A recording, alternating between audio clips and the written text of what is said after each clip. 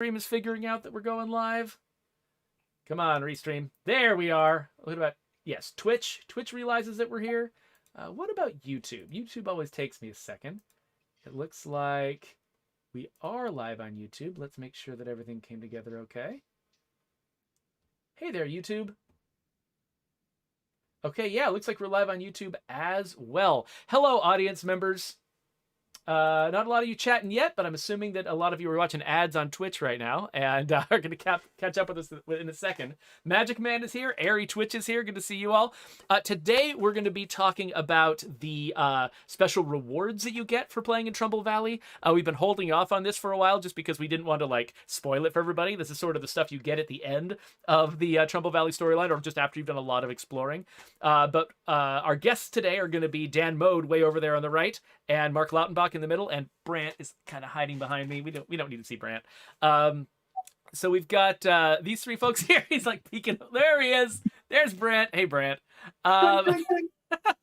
So hopefully their audio is going to be in sync. Actually, you know, that we had a problem with that last time. Let me make this really weird for a second. I'm going to unmute my Twitch. Somebody say something real quick. Somebody start talking. Somebody say something real quick. Somebody weird start and talking. Somebody say something real quick. Somebody weird and start awkward. Okay, somebody say something. Okay, that was really horrible. Thank you, everyone, for your patience. But I did verify that when Dan said weird and awful, it did sync up with his lips. So tell me if I misapprehended that, if there's anything going wrong with the audio sync. Because I was like, when I saw how bad the audio sync was the last time I streamed, I was humiliated by it. It was horrible. So like, please let me know if there's a problem. But yes. Airy Twitch is like, we want Brant. Don't worry, we're gonna get Brant on plenty of Brant time on screen during the actual thing. When I was setting up this presentation, this like scene here, I just for some reason thought it would be amusing to put somebody behind me, like a big awkward person, and I usually make it be Brant. But I promise you're gonna see plenty of Brant's beautiful face throughout the rest of this video. Too much. So we've just got a couple of minutes. Of course, as always, if folks want to post stuff in the chat, we're going to have moderators grabbing all of your best questions so we can try to answer them on the stream. We've got kind of a slightly full agenda because not only are we going to be talking about like the weapons and facility mods and stuff like that. Oh, actually, I need to make sure that I am... Oh, interesting. I don't have my Elgato in here. Anyway, okay, good. We do have a garden set up now, so I'm going to install the Grow Chem. The very last thing I did was set up Tressy's Grow Chem, and so it's still I'm still trying to make that work here in my game. It's going to be fine now. I've installed it. It's going to be good. So, yeah. Got like 2 minutes left before we get started. Ingridson says that, oh man, you guys just made my night. I totally forgot about State of Decay 2 Day. Good, well, I'm glad you got the notification. I'm glad to have all of you here. Oh, Angel Life wants to know what my shirt says. I figured it would be appropriate since we're looking at all of the new weapons to wear a Now I Have a Machine Gun, ho ho ho shirt. That's a good choice, Jeffrey. It's a Die Hard reference for those of you who are not up on your 90s action movies. Which basically Die Hard was the template for all 90s action movies. So, you know, what you only need to know the one. But yeah, so that's what that is. I'll have to call attention to this at some point on the stream. Or maybe I'll leave it subtle. Maybe I'll just make sure that at some point I elevate myself up enough or I back up enough that people can see the whole shirt and they can just get the reference themselves. Twisted Logic wants to know how many unique missions are there in Trumbull. I've done about 20 and I'm worried I might be near the end. At 20 you probably are. I think basically you've got Tressy's quest, which has 5 missions in it, but one of them is just the finale. You've got the Wilkerson arc, which I think has 3. The Ray Santos arc has 3. We can actually, you know, we can probably talk about this when we're live. Which should be any time now. Actually, it's 3 o'clock. We should probably just go live. Everybody feel good about that? Sure. Yeah. No concerns? Sweet. No notes. Awesome. Well, then let's... Do it. Let's officially start this stream. Brant's trying to grab my shoulders.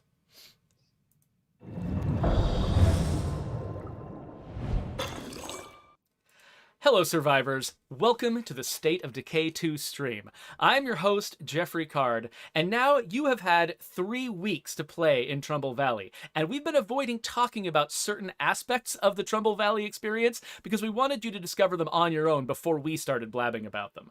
So, spoiler alert, if you are playing through the Trumbull Valley content and you don't want to know any of the rewards and prizes that come with exploring the map, completing all of the missions, we're going to be talking about all of that stuff today. Along with me here to get through a lot of this stuff are our experts in making rewards, starting with Dan Mode. Dan Mode was the lead of the team that built the weapons and costumes and a lot of the facilities and things like that went into the game. Dan, how are you doing? I'm excellent, Jeffrey. How are you today? I'm doing great. I'm feeling good. I'm excited to finally be able to talk about basically everything in the Homecoming update. So we've been holding off for a long time. Yeah. So let's also introduce your partner in crime, Mark Lautenbach. He was the artist who came up with a lot of the branding around our factions, and he worked on a lot of these guns and just tons of the art that's in the game. How are you doing, Mark? I'm doing great. Awesome. And we've also got, as always, Brant Fitzgerald. Oh, excuse me, Brant. So Brant has got a friend with him today. So Brant, of course, he worked on the bases, which means that he built a lot of our facilities. We're going to be focusing on one particular facility that we're excited about today. So Brant's here to talk about that and just to, answer all of your questions about all of the things. So, of course, while you're watching the stream, if you're watching it live, feel free to send questions to us. The mods are forwarding them to us, and so we're gonna try to answer as many of them as we can as we go. I should get the game started here. So, yeah, let's quit screwing around. Let's get into the game and start talking about some of this stuff. So, we already went over in a previous stream the Trifecta Pack, which was a big pile of new weapons and backpacks that were added to the game with the Homecoming update. They all came from the Bounty Broker, and you could get those anywhere on any map. At the same time as we were developing those, though, we also developed a set of weapons and items and rewards that were exclusive to Trumbull Valley. Trumbull was the only place you could get it, and we haven't gone over those yet. So let me just start with one of my characters here. I've outfitted an entire community with just the stuff that was especially available from Trumbull Valley. So this guy here, this is Geronimo, and he has got a beautiful thing on his back here. You can't see it because I need to wait for the silly tutorial message to go away. But right there, what is that? Mark, do you want to identify this gun for us? That is the FAL. It is a was it 5.56? Yes. I believe so. 7.62? Oh no, 7.62. Yep, it's 7.62. And what is its nickname? The right arm of the free world? Right arm of the free world.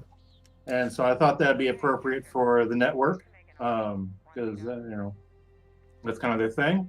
Yeah, that's true. It's seen some use. It's got some different parts from different guns.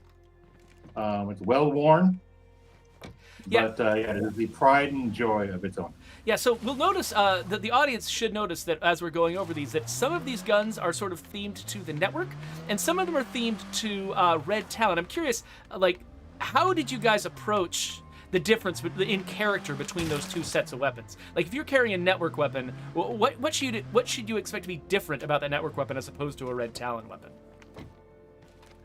Network, most of them have seen some days. And just guns you'd be very just proud to own. You keep them with you. They feel like well loved, well worn. Yeah, and kind of a little bit of a status symbol, like this is someone that the someone who is high up in the network or whatever would have, or something to that effect. And they all have that symbol on it. Yeah, so this is actually a new thing. Basically, yeah, it's kind of like the somewhat secret symbol of the network. Yeah, and actually, I mean, one of the reasons it's somewhat secret is because it's brand new to the Homecoming update. Look, we've had the network in the game for a long time, but they didn't really have any symbology the way that Red Talon kind of did. And so you actually created this for the special weapons in the Homecoming update, and then once you developed this logo, we started peppering it all over the place. Because it looks really nice, right? I mean, it's not beautiful little like connected nodes, but it's an N. It's like it feels like a really good piece of logo work there. And I pictured like someone like drawing some circles in the sand, and then if they ran across another network person, they would connect the dots to make the end. And therefore, you would kind of know that this is someone in the network. It's like a call and response type password sort of thing. Yes. That's cool. But now it's plastered on the side of buildings, so it's not as secret as it once was. It may have started out as a secret thing, but now that the network is kind of becoming one of the de facto governments on the frontier, it can't be as secret anymore. Yeah, one of the other things about the difference between the network guns and, say, the Red Talon is the networks are all tried and true. They've been combat tested. They've, been in service in some cases for 50 years. But they're still in service today with some militaries because of their reliability and the availability of parts on the world market and things like that. Yeah, you get the sense that the network has got a really strong sense of like, each community being able to sort of be self-reliant and they can take care of and maintain their own weapons. Whereas Red Talon has a much more like kind of an industry behind supplying weapons to their troops. Well, and that expertise lies entirely in Dan Mode's area of influence. He's sort of our resident expert on what's new and cool coming down the pipeline. All the latest stuff. So Dan can talk about some of the things about the Red Talon guns because he's up on all it. Speaking of Red Talon guns, I've got a Red Talon gun right here, the APC-9RT, which you will notice has got a magazine now. What can you tell us about this gun, Dan?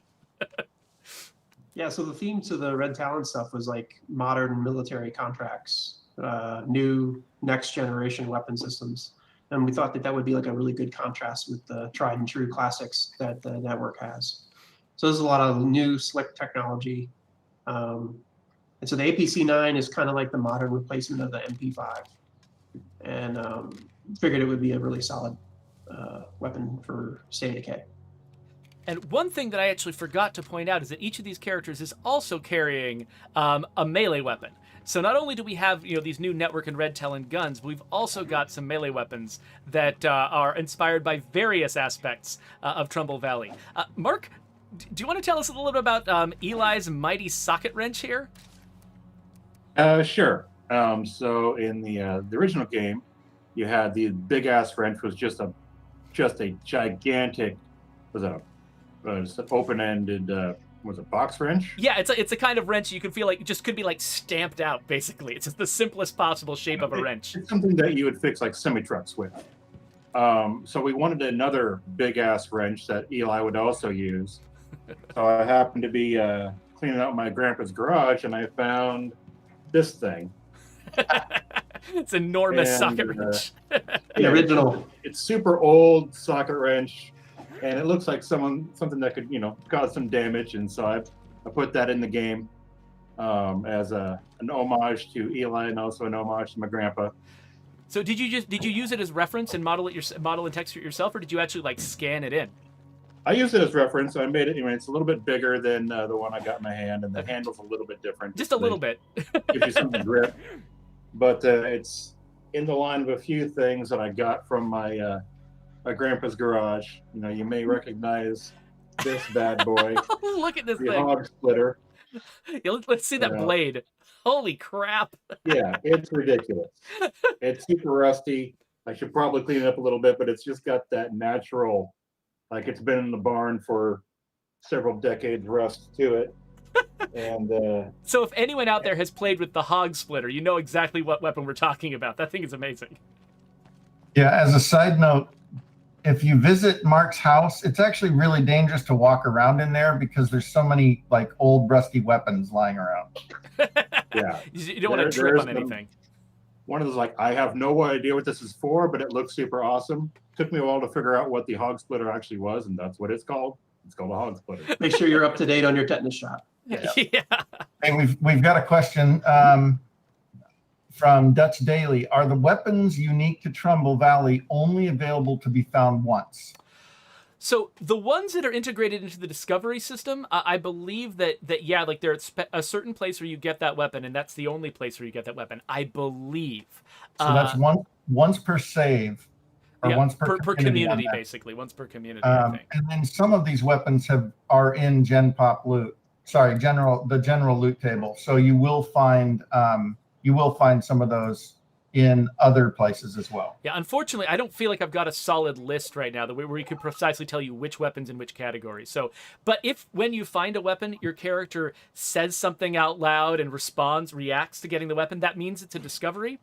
And that means you didn't find it using normal loot. And so you can probably assume that if you found the weapon that way, there's probably not a lot of them out there to find elsewhere in the world. So take care of that weapon. It's a good one. Keep maintaining it. Hey, Brant. MRD Gaming asked, how exactly did you land on the name Red Talon? Was there an inspiration behind it?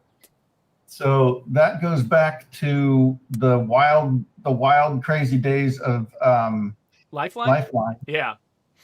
When we were really beefing up the story behind the Weston Group, being sort of that Walmart own everything under the sun kind of corporation. Mm-hmm. And I made a bunch of logos and fake companies that were under the Weston umbrella that covered food distribution and medical supplies and all sorts of stuff. And then I had just watched a documentary on Blackwater, and so I figured, hey, they'd be into the PMC thing as well. And so I made an executive protection group, and I wanted it to sound like a PMC, so I looked at the names that were available, and Red Talon seemed like it fit. So it was just me trying to come up with a logo, and eventually it turned into something bigger. So one of the network weapons that we've also got, you can see it on his hip right here. It looks like, not if I'm covering it with plants, you can't. But right there, you can kind of see that. There's a little network logo on this gun. What is this? Mark, do you want to tell us about this gun we've got on our hip? Sure. That is the Scorpion, so it's the old Scorpion. Scorpion 61. Scorpion 61. Yeah, it was designed for guys in a tank. They needed something very small that had a lot of firepower. So if their tank stopped, they could all ditch and have something that was had enough firepower to get them off the battlefield. So yeah, shoots super fast, has a bunch of bullets, but it is a pistol. And you'll notice that a lot of the network stuff that you'll find is European, including Russian firearms from the Soviet era, things like that. Again, it was all about tried and true, tested, been around the world, and many of them are still in use today. So, and like just workhorse weapons. Yeah. So one thing I should do, actually, if we want to test out some of these weapons as we go, we should probably make this a more target-rich environment. I put it in green zone while I was setting things up, but I should probably switch that over so that we can run out there and find some zombies to shoot. Yeah, so the Dutch Daily was asking a really similar question. Is there a reason behind it that a lot of the network weaponry feels like it's Cold War inspired? And you're saying that it's because these time honored weapons from Europe that have a lot of available parts, and that people, because I think because in Europe they've got sort of like a standardized set of ammunition, a bunch of standard stuff going on that that make you feel like, I don't know. You talk about this better than I can. Never mind. I'm going to stop trying to say things. If you open the loot box, have kind of a unique feel to them, and a lot of the hard to find European weapons kind of have that vibe. Like you're not going to find FALs all over the place. You're not going to find Dragunovs all over the place. Those are really hard to find. Gotcha. And we kind of wanted those weapons to be kind of that hard to find treasure. Well, that makes a lot of sense. Here's a good question for Mark from Fall Down Go Boom. Has Mark ever found a weapon in his barn that was too ridiculous to add to the game? if you give me a second, I will bring one up.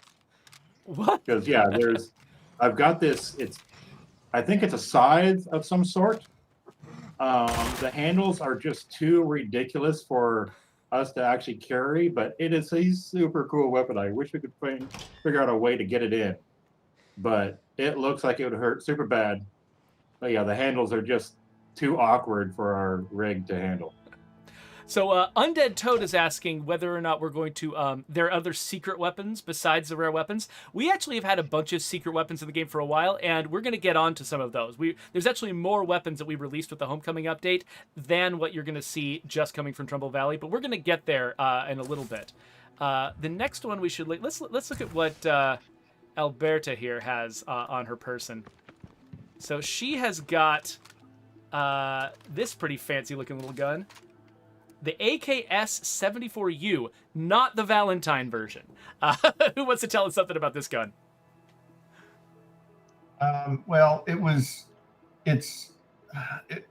common in, I mean, it's a super common gun in games. You see it a lot in like the Call of Duty series stuff. So when the Valentine came out, a lot of people, especially on the weapons forum, were like, well, why didn't you make one sort of in the classic mold instead of making it all pink? And of course, I revel in not giving the fans what they want. So so we waited a little while, and this one needed to get put in though, because it's a Dan, correct me if I'm wrong, but I think this was originally meant for Spetsnaz and airborne troops. Exactly. Yeah. So you collapse it and jump out of an airplane with it. Yeah, and it's a smaller round. It was the Russians noted that NATO was switching over from the 7.62s over to the 5.56s, so they made this series of rifle, the 74s, in 5.45s. But we've to make it easy on people, we made it 5.56 as well. Yeah, you don't want to have a one ammo caliber that is only for one particular gun in the game. That wouldn't be that wouldn't work very well. Yeah. So pretty close anyway. And then it looks like she's got something else on her backpack too. This ridiculous thing. So this looks like it might have been Jurassic Junction inspired. Is that right? It says it has the logo on the side. Mark? That one is the Jawbone sword. It could be a sword, sure. It's got teeth on it. But it's just one of those things, like if you're driving through the middle of Montana or something like that, and you find some, little craft shop, they'll have like a bunch of kitschy little items that, someone has made. And so we just wanted something that it just seemed primitive. And so that's what that is.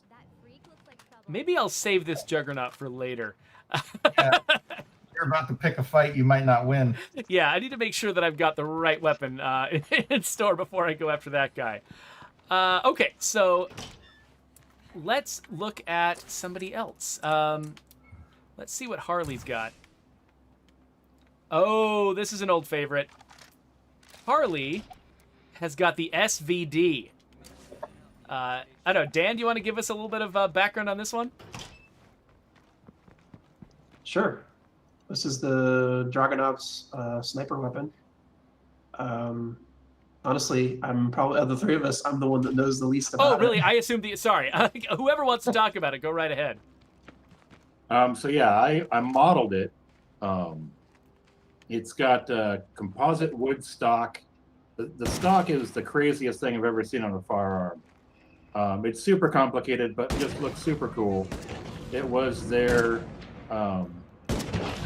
sniper rifle that they would just give to their troops. I don't even think, they made it so you couldn't get it in the United States. And some of them managed to find their way here. But they are super rare. It's got the most ridiculous scope mount I've ever seen in my entire life. But it's super cool looking. And it's one of those things that everyone wants a Dragunov in their game. I'm not sure just because it has the word dragon in the title, but I it's think just so. a super cool looking iconic gun. Yeah, I remember it from Max Payne. That was the first time I ever heard of the Dragunov, was playing Oh, the yeah. Max Payne. But it was my favorite gun. Oh crap. So I'm going to be in a lot of trouble for a second here, but maybe I'll do as much damage with this Dragunov as I possibly can, and then switch to a different character. No, I'm not trying to get that. Oh my gosh, they're getting in now. Okay, I was trying to close the door. Oh, they have doubled. You've got three. There's there's three three, Juggernauts. yeah. What the crap is going on? You know what I needed? I probably should have set up the Haven device before I started going with this. Hopefully I can do enough damage. Okay, I'm out of bullets. It wouldn't be a Jeffrey stream unless something went off the rails. Oh yeah, absolutely. Let's switch to Kyle. Definitely a target-rich environment now. Oh yes, absolutely. So Kyle has got a different gun. He's got the MCX Osprey. While I'm trying not to die, anybody want to tell me about the MCX Osprey? Yeah, it's like a really robust modular rifle, and look at that again. Back with the red Talon beam, it would be a cool like modern rifle to add to the game. There's all kinds of different parts, and we couldn't decide which configuration we wanted to put in the game, but I love that rifle, by the way, Dan. I'm running with it right now with my favorite character. and shout out to audio team. I think Jordan did the audio for these. They sound really good suppressed too. So get yourself a professional silencer and throw it on there. Yeah, and maybe sound I should have awesome. used a suppressor before when I was picking this fight. Hindsight is 20/20, Jeffrey. Yeah. Wait, did they get the Juggy? I think they might have. All three? Yeah, we got this dead one over here, this dead one. I think I left the other one in this room. I think the other guys might have. Oh, there he is. Yeah, we've got a new cushion here in our in our little hangout space. Oh, right. Well, that went okay, I think. I'm happy with that. So here's a question that I will be able to answer. Will you guys put new clothes styles on the zombies? No. We probably have a bigger fish to fry out there than. No, because Zombies zombies don't don't. go shopping. Yeah, they don't go shopping. Zombies don't care what they look like. They're just happy to be who they They're are. lucky they have clothes. Yeah, We could exactly. all- You we could are all lucky learn. they have clothes Yeah. on, Except for the bloater. except for the bloater. I saw this great video. Somebody, I think it was La Coalition or somebody, posted it on Twitter of like they played some like dance music, some like really kind of romantic dance music while watching the bloater saunter around. You it said was- great video, and that was one of the most disturbing things I've seen in a long time. It was nuts. Okay, Was it so- rabbit saxophone music? it was something like that. It was, I think it might have been like Latin music or something, but it was, I don't remember exactly what the music was, but it was hot. It was pretty hot. Yeah, they centered on his little butt. The whole video was basically about the butt. Shaking his The arm thing on that me. got us the nudity rating from the ESRB. It was amazing. That's right. It's on the box. So we've gone over all of these network and Red Talon inspired weapons. Oh, but there. Oh, actually, wait a minute. No. There's one I skipped. I skipped one. I think Harley had it. Oh, I've got some people with. Diseases. Oh yeah. So I was gonna talk about this when I got the Dragunov out, but then I got distracted. So look at this caveman club. Now, I don't know if this is actually historically accurate, coming from a dinosaur-themed. No. Hard no. But what was? Tell me a little bit about this thing. Is it another kitschy souvenir piece? We joked in the office that they would have a box out front or a barrel. They would just all be sticking out of it, and people would just come by and grab it for $29.99. And everybody can just So- get into basically sword fights out in front. Hit your kid's sister with a rock on the end of a stick. You know? Exactly. So I think that was now the final weapon that is like exclusively available in Trumbull Valley. So I didn't want to mess that up. So there we go. There are the stats on it. Of course, there are people out there, because we're talking about this stuff so late after the release of the Homecoming update. There are YouTubers out there who've already talked about all of these weapons. But I love the fact that you folks can sort of give people insight into the inspiration behind these things. Why we put them in the game. How, what the thinking is behind assigning them to Red Talon or the network. So I really appreciate that. Do we have the feedback? Jeffrey, there is one that we haven't discussed yet. Which one? Did I forget one? Yes. Sea bass. Oh, right. Are you talking about the lost weapons? No. Oh, sea bass is exclusive to this map. Oh, have I? It might not have made the. Did I miss it from the list? I think I might have missed it from the list. Hold on a second. Let me switch over to. I'm just going to look at Brant's face while I use the... no. You asked for it. The sea bass. Okay, so I think that was not on my list. So let me look for that sucker. Not on the list. And since we've already warned people about spoilers, if you want to find sea bass, very thoroughly search the area around the Wilkerson's destroyed home. Oh, look at that sucker. No step on a snake. No step on snack. So that is a color of wood that I have not seen on any of our guns so far. Yeah, it's just washed out gray wood. It's also composite, similar to the Dragunov. Gotcha. So it's a lever action rifle. Some work on there on the side. It's a lever action rifle, and there's a nice texture on the actual lever itself. It looks almost like you'd want to punch someone in the face with it. A lot of guys put like paracord braid on the lever bit because it kind of racks your knuckles as you're going in and out, and so they put a little padding on there just to save their knuckles. Oh, that makes sense. Oh, cool. Okay, well, I wasn't even aware of that one. I think that one was an even deeper cut than a lot of these other sort of surprise reward weapons. Cool. Well, I'm glad you caught that, Brent. Cowboy lever actions out there, and it was a shame just to have all the animations and not put another lever action. So we decided to put that out there. It's got a modern red dot on there. Oh, that's right. And it's a modern lever action rifle. Oh yeah, got some nice range on it too. When I looked at it, I imagined it might be a shotgun, but no, that is a nice, accurate long-range rifle. And that is in 357, I think. Yeah, it is 357. Sweet. Well, thank you for reminding me about that, so we didn't get away without showing that one. But we've got some other stuff to share. So, let's see here. How do I want to introduce this? So let me switch over to a different character here.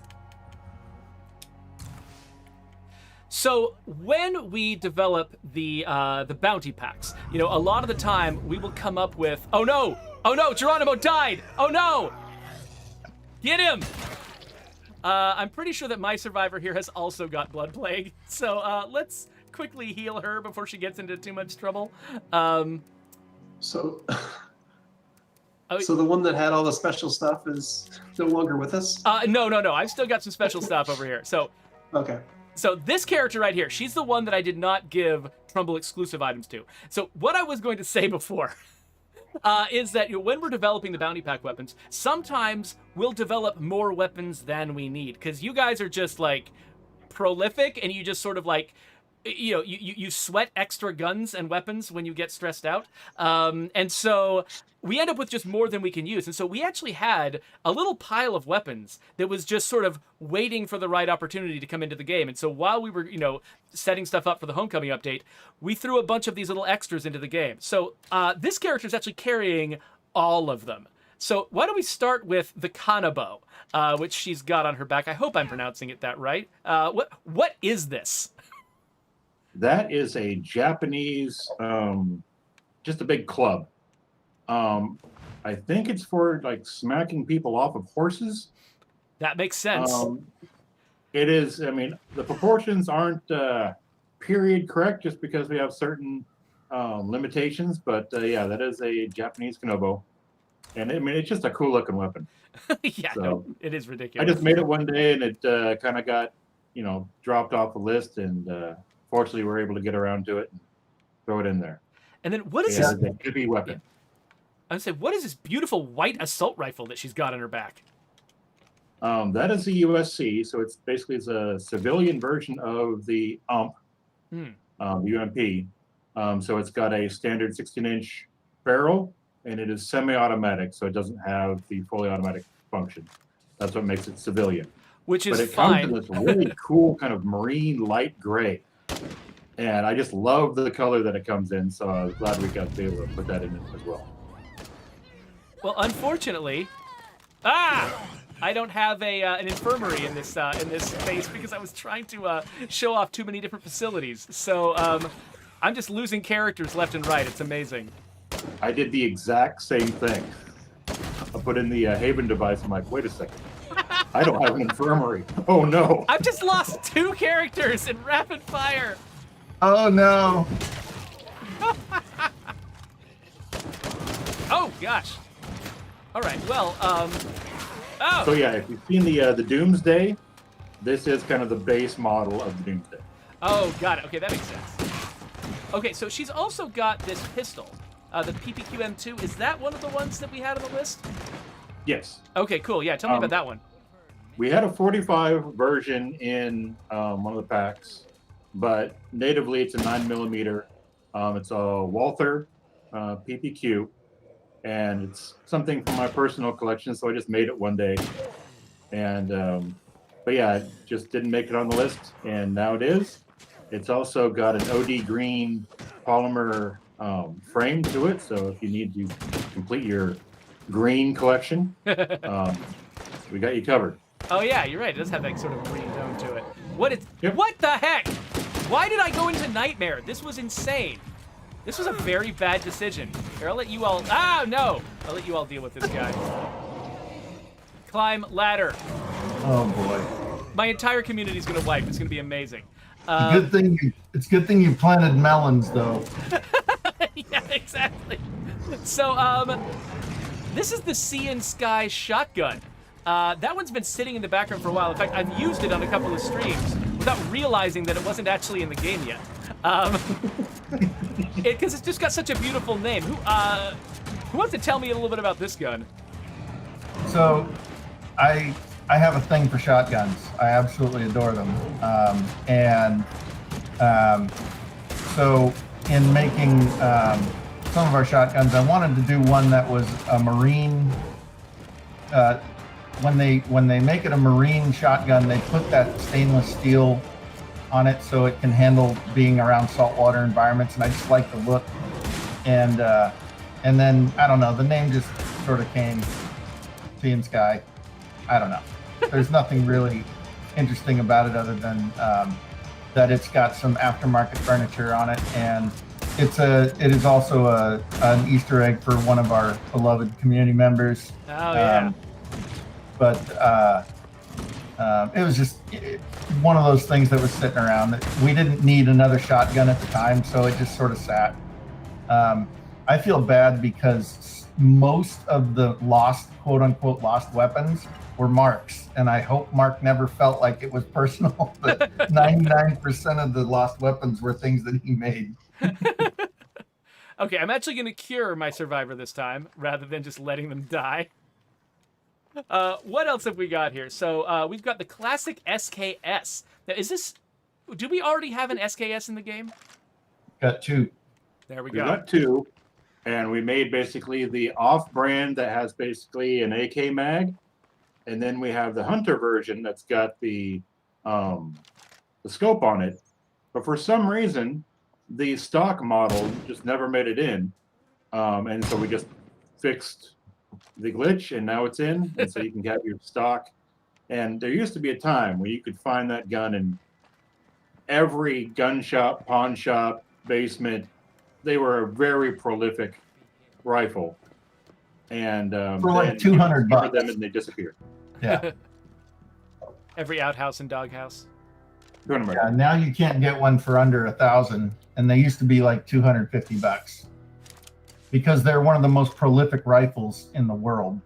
And they were slightly less popular because the AK kind of overshadowed them, and so they kind of sat on the shelves. But man, if you want something that is just a good sturdy rifle, they're kind of hard to beat. Okay, I'm going to deal with this problem for a second. But looks like, okay, so right here I've got the Black Hawk revolver. Oh, let's knock that guy down. I don't have a lot of bullets for it, but this one, I feel like this one's been in the game for a long time. Yeah. So I'm the Renegado, right? Something like that, yeah. That's one of the open range revolvers. Yeah, the Yeah, Renegado. I made a zombified, blood-plagued revolver, and this is like a modern, clean version of that same gun. So it's just a different look. And we thought that our weapon library was already extensive, but I just like the way it looked. I thought it looked cool and it had a neat silhouette. So you guys can decide if it's worth hanging on to or not.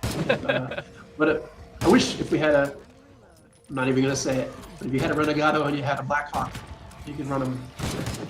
Kimbo. It would pair well with the sea bass. Yeah, it would be a great sidearm for the sea bass. I think they're both pretty better. So. I like that you guys talk about pairing guns together like we're at a wine tasting or something like that. This is what we sit around talking about when we get together. If there was a firearm sommelier, I think that's what we would be.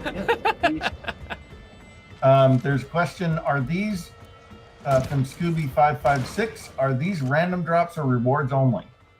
These are just, yeah, go ahead, you tell. So the lost weapons are going into just Gen Pop loot, with one exception that we'll talk about probably later on. Yeah, these just, start digging, start looting, because this is where you'll find them. I still haven't found several of the guns. So the one of the problems with how many guns we've made for this game is that the more we add, the more diluted the guns, the random gun finds get. So it's harder and harder to find guns, specific guns. The common guns become less common. Okay, so without further ado, so I think, okay, have I shown all of these? Oh, the one I haven't shown yet, I think, is the Gladius. So now I've armed her with this sword. So this is like one of the probably older historical weapons in the game. Yeah, I mean, I love the Gladius. I think it would be a great anti-zombie weapon just because it's kind of short, super sharp, close good for quarters, slicing, good for stabbing. And so I just made one day, and it just didn't really fit in any of the packs, and just kind of sat there. I can imagine it's one of those where someone watched Forged in Fire and was like, I'm going to make me one of those.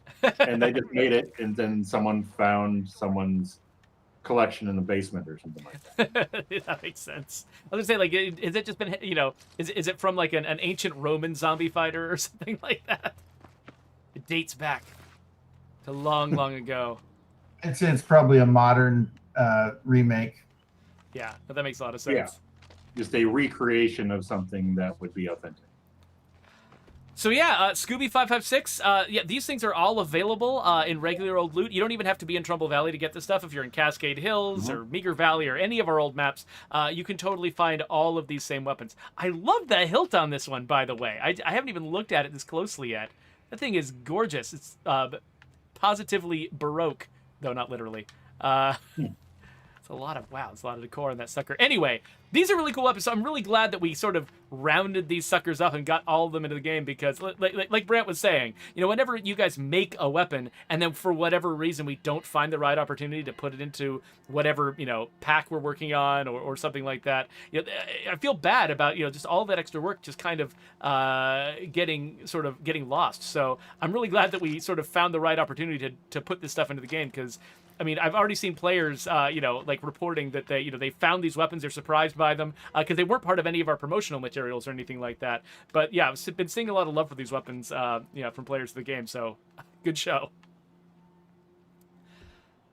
All right, so Weapons and outfits are not the only thing that we've added to the game in the in Trumbull Valley. There's actually a few more rewards that we can show off right now. Except, oh my gosh, I've got almost nobody left. Harley has blood plague. Okay, let's switch to Harley. I've gotten everyone killed. Okay. Oh, he's got 50 seconds left. Harley, get out of your chair faster. Come on. Where's the supply locker? Let's go. Supply locker, supply locker. Okay, let's heal. Oh my gosh. Wow. Oh, so much better. So much better. Okay. Seconds. I had seconds left. It was amazing.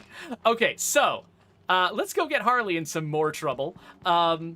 So there are a few other sort of not traditional rewards that you can find in Trumbull Valley. And these are the ones that we've been sort of holding out on for the longest because we wanted to make sure people got the chance to discover these on their own.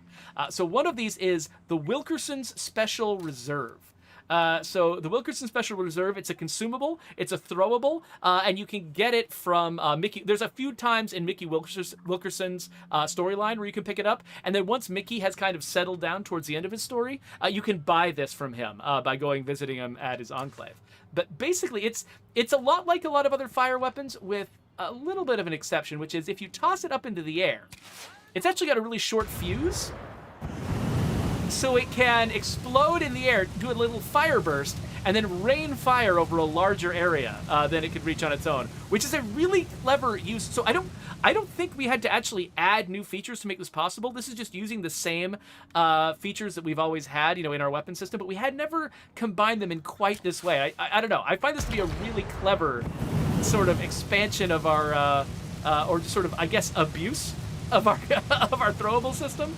Well, hey, when you don't have a lot of support to make new things because we're operating on a much smaller, as a smaller team nowadays, you use what you got. And so we did have timing on explosives, and so it was really easy to make that work. There was no added coding or anything that had to happen there. So. Oh crap! You do notice that it did impact. It blew up on impact there. Barrels! Oh no! Barrels! Ah! What the heck? Get on the car! Get on the car, man! I can't! I'm not good at this game. Oh, and now I'm out of bullets. Oh, okay, well.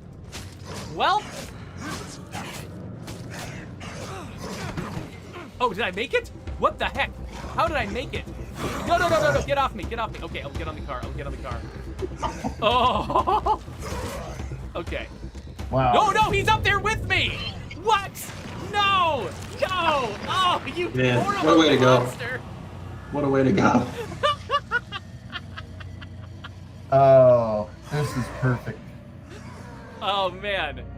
Okay. So. You get 9 lives, man. Apparently. So I think I might need, at some point, I was planning on showing off the Haven device a little bit later. That's not going to work if get off me, you jerk. Come on. Oh, we get to see a community wipe today. Yeah, apparently. So I built this community specifically to show off the Haven device. I'll be very annoyed if I lose them. Okay. I think that's everybody. This makes for good TV, though, Jeffrey. Oh, yeah, okay, so while somebody's got my back here inside the base, let's close the door, keep the zombies out for a second. Oh my gosh! Okay, you know what? We're just gonna look at Brant for a second. Let's just clear out all the zombies for just a moment. I'll pantomime the chaos going on with interpretive dance. Interpretive dance, yeah. Exactly. Okay, so no more random zombies. I think we're good. The combat music started right before I cleared up the zombies, and so it's going to think we're in combat for a second, but I think we're not. Okay, good. No more random zombies. Let's talk about base facilities. So I think I might have to... no, okay, good. So there's a couple of base augmentations that you can get for playing through the storylines of Trumbull Valley. One of them is Tressy's Grow Chem. Tressy's Grow Chem, the Trumbull Valley Grow Chem, is a special fertilizer that Tressy develops from investigating the plague walls and the plague hearts and stuff, and learning biological facts that make her able to create a chemical that grows plants really well. Because you'll notice as we transition from the Heartland version of the map to the core version of Trumbull Valley, all of the plague walls have become overgrown, and so she's like, there's something about this stuff that makes it really good for growing plants, and I'm going to figure it out. So that's what her whole deal is about. So when you complete Tressy's mission, you end up with this Trumbull Valley Grow Chem, which means you can actually, I believe that you double, so you basically double the output of your gardens. So I'm going to kick that in. So right now that does, my garden is doing 1.5 food per day. Once that Grow Chem kicks in, it should be doing 3 food a day. And I've actually been using that in my own game that I'm playing, on my own time. I've got a community of 12 characters. It's really hard, and they're playing on Dread. It's really hard to keep them all fed. But I've only got the one farm that between Tressy's Grow Chem and and sort of, piling on the seeds, I can feed almost that entire community with just the one farm. And so it's a really powerful, powerful piece of hardware. It's not the most violent and action-packed thing, but it's actually really, really effective at keeping your people alive. Speaking of keeping your people alive, yes. Desmond Bailey says build an infirmary right now. Well, unfortunately, I'm trying to demonstrate the Grow Chem, and that's the only extra slot that I have. I do have this large slot over here that I could use at the Red Talon Fob, but I've got another use in mind for this slot. And Marcus the Bear Hunter says, don't use guns without silencers on Nightmare or higher, which I tend to agree with him. Oh, yeah, no. I am playing the game badly. That's not the point of this stream. Okay. We're not watching the stream to watch me play well. We're watching the stream to watch me get into nonsense, and so that's what we're doing here. Every single time I cheat a weapon, I cheat it with a silencer. That makes perfect sense. You're doing it right. Okay, so but one of the biggest, splashiest rewards you get for Trumbull Valley, one thing that we're kind of thinking that a lot of folks will take their communities to Trumbull Valley just to get this and then go and play somewhere else later on, is the Haven device. So we've been thinking about something like the Haven device for literal years. In fact, back during State of Decay 1, when we were working on the idea of Cleo and what her potential was as a character throughout the series, this was one of the things we always thought she might be able to do. But we didn't find the right occasion to actually make it happen until now. One of the things we really wanted to accomplish with Trumbull Valley was to tie up a lot of these dangling threads of storylines, because Cleo was a dangling storyline thread that we left in State of Decay 1. And we left that open and we wanted to pick it up in State of Decay 2, but it's taken us a while. And so rather than leaving another bunch of cliffhangers for the transition between this game and its eventual sequel, we decided to start wrapping these things up and sort of seeing where these, letting these characters reach their maximum potential. And so with Cleo, if you complete Cleo's storyline, as hopefully a lot of you know already, you get the ability to build the Haven device. So the Haven device is this thing. Actually, as this thing starts to come together, let's look. So in the middle of this, at the core of this, is something that I believe Mark built. This is the Cleo core that you get in one of the earliest Cleo missions in order to make it possible to copy Cleo down from her satellite network. And I think I can imagine what some of the inspiration for this might have been, but do you want to talk about it a little bit, Mark, what you had in mind as you built this Cleo core? So I got a design from our art director, Kevin Hunn, who is now on to 3, but he designed that for me, and I think it was loosely based on the Terminator cubes. Yeah, I believe so. But now it's jolly candy-like red, and it's supposed to be something that looks kind of alien, a little bit mysterious. And so yeah, you'll see these cubes kind of scattered all over the place. And so this is the guts of what is inside of one of those mysterious little Cleo missile tower thingies. So I'm pretty sure I'm going to get the characters on the ground over there completely killed over the course of this, but because once you, like any Cleo technology that we've had throughout the game, whenever you trigger it, it attracts a zillion zombies. And so in this case, the Haven device's purpose is to ward off zombies, but before it can get into before it's fully operational, it actually attracts zombies like crazy. And so when you build it, you have to play through one of the harder sieges in the game. It's especially hard if you're really bad at firing a gun and staying on a platform, which is a skill limitation that I have as a player in this game. So we had the Clio core first, but then Brent, you needed to put together this entire piece of art. In fact, 2 versions of it. The one right here that we're seeing, where the Haven device is not yet fully up and running, and then you also had to build a second version for when it is fully up and running. So basically, yeah. What do you want to say about it? Oh, I mean, I just, we didn't make too many more new props for this, so I took a lot of stuff that was already made and just repurposed it for the structure. I took Mark's cool models that he made for the Clio stuff and sort of just jammed them all together. If anybody's familiar with how Star Wars made their spaceships, is called kit bashing, and that's basically what I did, was just take random pieces. If you were to really look at the guts of that Clio device, it's made up of a whole bunch of stuff that can be found elsewhere in the world. But that's half the fun of making this stuff nowadays, is just repurposing our stuff. But yeah, we thankfully got some really great support from John Gronquist, our effects person, to do the lighting and stuff like that on that too. So it was definitely a group effort. There's some great audio that goes with it. Oh yeah, I can't wait to hear some of that. So right now, we're trying to defend our home until the Clio device is complete, the Haven device is complete. It is almost there. We got 30 seconds left. So I've deliberately not done a good job of fighting these zombies because I want to see the Haven device, kick into action pretty soon. So I'm letting these screamers attract as many zombies as we can because we want to see what happens. Oh no, Jesse died! Oh no! Oh, what a horrible, surprising turn of events. Any second now, Haven device is going to kick in. If you're in if you're in Jeffrey's community, you're not long for this world. Yeah, exactly. Okay, so the Haven device has just turned on. So now, suddenly, within the base, zombies' heads are just miraculously exploding. The larger zombies, like the Juggernauts and the Ferals, they end up taking a little bit longer to kill. So the individual zombies, they basically get killed in only a couple of hits from the Haven device. The Juggernaut takes a little longer, but eventually he goes. So right now, because I don't have power and water, the Haven device is a little more expensive to run, and it's not quite as effective. It only works within the bounds of the base. If I had it powered, then it would actually reach the entire safe area outside the base. Let's not be killed by bloaters, thanks.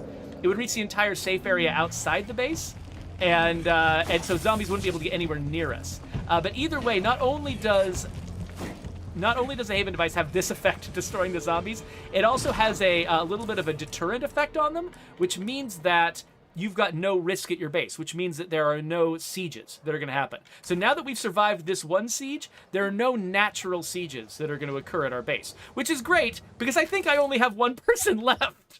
This is now a solo community. So, yeah, I'm glad to have the backup from Clio. Thank you, Clio. You're now my only friend who's survived. But one thing that does mean is that, for instance, I've got, here at the Red Talon fob, I've got this piece of hardware. I've got the Clio relay, which, the way that the Clio relay, which is, this is a reward from Daybreak, typically, that you can also get it here at the Red Talon Daybreak fob. It causes a siege followed by a Clio drop that you can go out and collect. And so if you've got the Haven device and a Clio relay, you can use the Clio relay as much as you want, and the zombies that come in and attack you are just going to get killed by the Haven device. I was actually going to show that, but we've only got like 6 minutes left, and so maybe I shouldn't. But We still got hats. So many hats. oh yeah, oh that's true. So one thing I didn't actually call attention to was the fact that all of these characters, if you look back at the video where we went over the weapons, all of the characters were wearing the unique outfits from Trumbull Valley. I unfortunately am not in a position to show you all of their outfits right now because they're all dead. Yeah, that opportunity's gone. But you can go back and see them. I mean, we've got the Chili Chonga dog, we've got the Red Talon shirt, we've got the T-Rex espresso, we've also got gas station jackets, from Big Daddy Auto Repair, from Bronto Gas, from Wheel Lock Tires, all of these in-game brands that, I gotta say, like, I think our team is really proud of the in-game brands that we've got. There's lots of games that make them, but I think some of the ones that we have are among the best. You got the T-Rex espresso. No, wait, this is the Jurassic Junction trucker hat with the T-Rex espresso shirt. I think they go well together. There's a little piggy hat. It's pink, beautiful. It goes really well with the hard candy guns. And then over here we've got the Fork in the Road Diner. So there's all kinds of really crazy new content that you can get playing in Trumbull Valley. And of course, a lot of you have already discovered that. You've been playing here for 3 weeks. But, I'm glad that we kind of got the chance to sit here and talk about it with you all.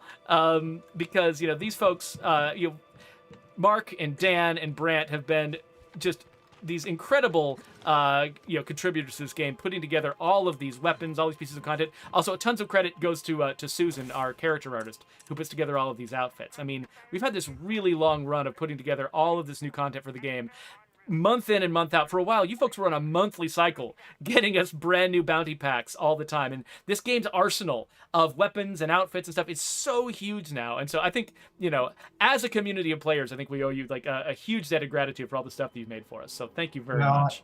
And none of this would have gotten in without the help of Larry Wu and Thank Lucy. Mm-hmm. Yeah, that's true. Larry is the one who put together a lot of the way that loot is found. Jeff Tuffley also was a designer who put together our discoveries, which is where you find a lot of these weapons. So yeah, there's tons of people contribute to this stuff. But yeah, I wanted to especially highlight the work of you weapon artists, because you've done some really great stuff over the course of this game's development. I'd love to say that it's tough work, but when the three of us get together to talk about what guns we want to make, we're just like a little knitting circle, all full of glee, coming up with new guns to make. So this actually took a little longer than I expected it to. And one thing that I wanted to get onto was going over Hotfix 26.1 and the things that we've added with that. I'm wondering, I wonder if we can get a call from Wonder and Megan about whether it would be okay for me to sort of let you guys go. Because you guys have given us a lot of your time here. But maybe I could do a little extra segment talking about what went into Hotfix 26.1. And if you guys want to stick around, feel free to do that too. But I don't want to impose on your time. So let's let Wonder let me know in Slack, in our Slack thread, whether or not that's okay. In the meantime, though, I should... okay, Wonder says do it. So do you guys want to stick around for that? Or do you want to, we can sign off with you guys and I can just do the whole thing for myself? You guys good to stick around? I'll stick around. Sure. Sticking around. Okay, great. Well, then, rather than doing a wrap-up right now, let's stick around and talk about the hotfix. So let me grab the section of my notes where I talk about the hotfix. Because nobody puts the hot in hotfix more than Dan Mode. I thought you were going to say Jeffrey. Well, I think we've got the beginning of that video segment, so thank you, Brant. So we have been talking about how we wanted to release a hotfix for the Homecoming update for quite some time. We really wanted to make sure that we bashed on it until we were certain that it was going to be 100% an improvement to the game, not introduce any new bugs to it. And so we spent some time with it in the public test realm, making sure it was ready to go. But now it has launched a few days ago. And the hotfix includes just some targeted changes to hit some of the biggest headaches that might have launched with the Homecoming update, starting with the fact that moving maps has now been improved. So now, when you move maps, you can now bring all of the vehicles from your parking slots and the vehicle that you're driving to the exit. That's really important because basically for a long time you've been able to bring all of the vehicles with you that were parked at your base, unless you went to the exit with a vehicle. Then you would add a fifth vehicle to the list, but then when you arrived at the new map, it would only pick 4 vehicles to park at your base. And so randomly, one of the vehicles that you expected to bring with you would be deleted, and you wouldn't have it anymore. And that was garbage. We really wanted to ship this improvement with the Homecoming update because we knew so many people were going to be moving moving map to get to Trumbull Valley. But unfortunately, it didn't quite make the cut. But it's in now with hotfix 26.1. So now if you move maps, if you've got 4 cars, which is the maximum number of cars you could have parked at your base, if you've got 4 cars parked at your base and you're driving a car up to the exit, all 5 of those cars will come with you and be parked near the new base that you arrive at in the new map. So that's how I lost my wizard band. yeah, exactly. There's a lot of people. Actually, I've heard multiple people tell stories of having lost a favorite vehicle that way. So we're really sorry about that. And now it's fixed. So please enjoy the new updated experience of moving maps. So the Trumbull Valley missions, we were getting a lot of reports from players that it felt like they were having a lot of trouble firing when they were supposed to. And so we made several fixes in that direction, hoping that we can sort of uncap a lot of those missions. The first thing we did was we had a limit on the number of Trumbull Valley missions that could be active at the same time, so that if you had one already ongoing, it would not spawn another one until you had finished that first mission. So if you had, so basically what that meant was you had a very slow trickle of Trumbull Valley missions, including like the little radio interstitial missions that would happen in between them, and it meant the plot of Trumbull Valley would just be at a crawl for a lot of players, depending on the order in which you decided to tackle them. And so now we've uncapped them, so you can have Tressy's missions, Isby's missions, Hoffman's missions, Mickey's missions, and Ray's missions all going at the same time. There's an overall cap on the number of missions you can have, so you can still hit a limit, but you can have any sort of within reason, have any combination of those going at once. So hopefully, players who were being held up by that in the past will find that the dam has broken and they'll be able to get through more of the story content. There were another couple things that might have been holding it up too. We had a couple of sites that it was possible for plague hearts or enclaves to get into, that would sort of, it would be like a location in the map that was necessary for a mission. And some of those places could be claimed by sort of random factors in the game, like enclaves and plague hearts, and it could potentially mess up the missions. Sometimes a plague heart would arrive and just make a mission way harder than we intended it to be. But sometimes it would be an enclave moving into a place and making it difficult for the missions to work. So we've also recategorized some of those sites so that can't happen anymore. So if you've got a new spawn of the Trumbull Valley map, that shouldn't happen anymore. And then also, let's see here. Breaking the Code, which is Isby's third and final mission, the one where she calls down a bunch of Clio drops and you get to run around and collect a bunch of rewards. That one no longer repeats endlessly.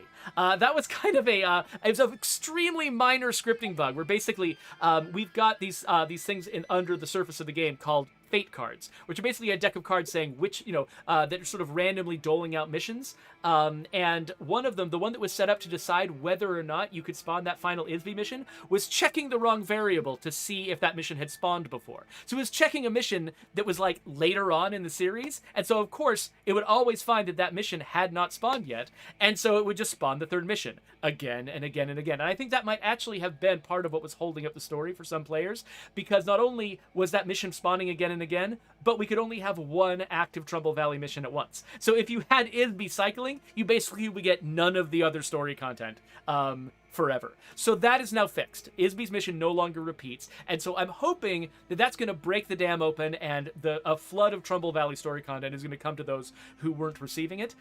Let us know, though. Go to support.stateofdecay.com if you're still finding it impossible to spawn these Trumbull Valley story missions, because we want to know if there's still a problem. These we've hit the main things that we thought were holding up the missions, but what this could do is solve a lot of the problem and then reveal additional problems that we just didn't know about because they were more rare.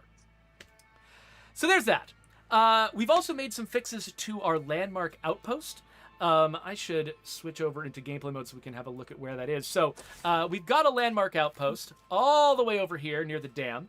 And let me, no disrespect to these fine people, but it's called the Echo Lab Research Station. And we had a couple of problems with it. For one thing, if you claimed this outpost, it was not actually triggering the biggest ball of twine in Minnesota achievement, which it was supposed to. So that now has been fixed, and it retroactively applies to anyone who should have received it and hadn't yet. And there was also, I haven't claimed the outpost, so I can't show you this in person, but it has an action on it that multiplied plague samples. And unfortunately, we had a wrong value set in there. And it would basically, you would feed it plague samples and chemicals and just get the same number of plague samples back. And that wasn't a very effective or useful action, so we fixed it. So now it actually gives you the 8 plague samples you're supposed to get from it. In addition, you'll also get bonus plague samples if you've got, medical and pathology experts in your community. So that happened. And then finally, this base right here that I'm in, the Red Talon FOB, it had a couple of problems. One of them was that the storage. You see that icon with the box? Sometimes, for some reason, that icon would not show up, and that also made it impossible for you to drop off rucksacks in person. You could still do it from your car if you wanted to, so it wasn't completely broken, but for some players who encountered that bug, it was really annoying, and so we fixed it. Now the storage should work reliably at all Red Talon Daybreak fobs. And also, if, unlike me, you decided to actually build an infirmary in this slot, which is what we actually kind of expect you to do, I've got a garden there, which is a bad decision. But if you had installed an infirmary there, which might have kept my community alive, you might have noticed that you could recruit a Red Talon operator as part of one of the, I think it was the workshop mission. Yeah, so if you're trying to repair your workshop, there's a mission that you can trigger that brings a Red Talon operator into your community, which is wonderful. You can only do it one time, unless you checked them into an infirmary. This is another one of those very minor scripting bugs where there's just a checkbox when I set up an objective when I set up a mission to check and see if you've got a guy that already has a certain expertise in your community. It says, by the way, should I check if they're in the infirmary? And it was set to no instead of yes. And so basically you could check that guy into an infirmary and then trigger the mission again. Then check that guy into the infirmary and trigger the mission again. Then check that guy into the infirmary and trigger the mission again. So you could end up with like 4 of these identical dudes in your community, which was, I'm sure, a lot of fun for the small number of players who actually did it. But that's not how we wanted that to work. And so that has been fixed as well. Confirmed, Red Talon is cloning soldiers. Yeah, exactly.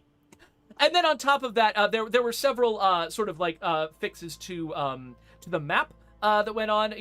There's a couple places where we had collision issues and stuff like that, where we fixed a couple minor things there. But probably one of the biggest fixes to the map was there was a volume that was placed for one of our final missions, one of our legacy missions, the final trader mission. And I've heard a lot of players talking about having run into this, and I am so sorry. Basically, there's a volume that we use to it's in every single map that's designed to mark this is where you spawn the bad guys in the Trader Summit mission. And in most of the other maps, it was placed in a reasonable spot where they would just spawn in and they would come in and attack you when you're at the Trade Summit.